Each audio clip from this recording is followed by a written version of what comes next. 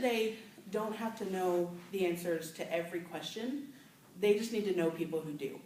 And that's where the business analyst comes in. Having researched business analysis as a career choice over the past 2 months, I've learned that there are 2 elements, data collection and report presentation, that will help us understand the role the business analyst plays in preparing quarterly reports for the business. In order to understand what's being reported, we're going to look at the tools and preparations the business analyst uses in order to process these reports. So the tools differ based on industry. So if you're in retail or the medical profession or marketing, you'll use different tools. And speaking with Melanie Covensky, an outcomes analyst with Concentra, she uses SQL programming language exclusively.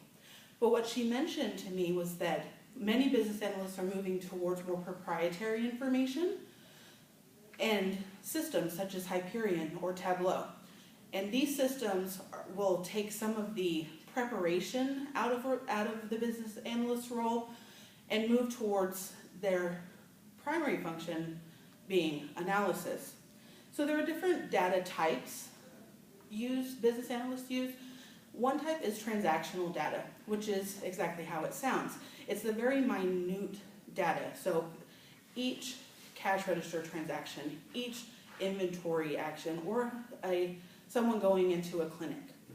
So that's very, this is a large pool of data. And so what most business analysts use is aggregated data. So it's the data where they take all those transactions and they start putting them into more usable chunks of data. So buckets where they can start to pull out high-level statistics and those types of things.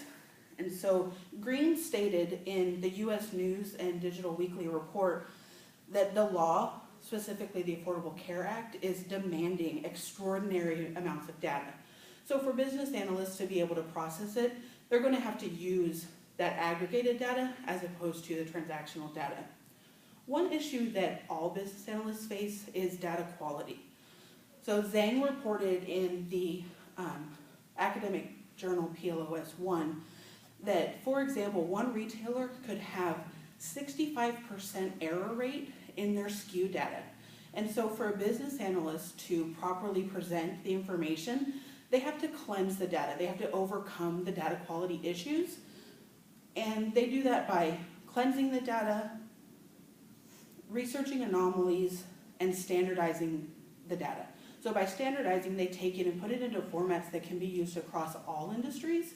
And so they're able to compare apples to apples instead of all of this information in different formats. So once the data is collected and verified, the business analyst must compile it into a usable format for the intended audience. So generally speaking, you're going to have 2 different types of audiences. One is the operators. So the operators' data needs to be detailed and actionable. So what that means is someone needs to be able to pick up a report and understand who did what when and how to fix it. So the other audience is the executive audience, and they need a more high level of a report. So you need an at-a-glance report that gives you the statistics, the high-level high points of the report, and what they need to do about it.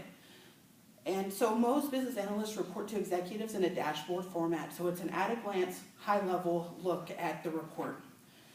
So once a report is delivered, the business analyst must be available to answer questions and provide additional detail.